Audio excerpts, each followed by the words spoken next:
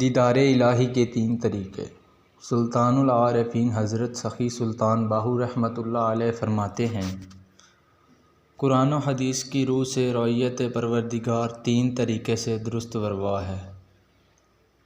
رؤیت دیدار خدا خواب میں روا ہے، وہ خواب کہ جو اللہ تعالیٰ کے بلا حجاب قرب کے لیے خلوت خانہ کی مثل ہوتا ہے۔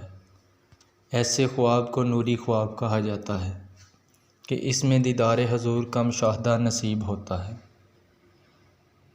دوسرا ہے دیدار الہی مراقبے میں روا ہے، وہ مراقبہ کہ جو موت کی مثل ہو اور صاحب مراقبہ کو حضور مولا میں پہنچا دے۔ تیسرا ہے سر کی آنکھوں نور بصیرت سے دیدار الہی کرنا روا ہے، ایسے کہ جسم اس جہاں میں ہو اور جان لاہوت لامکاں میں ہو، لیکن دیدار الہی کے ان عظیم مراتب کا فیض و فضل مرشد کامل سے حاصل ہوتا ہے۔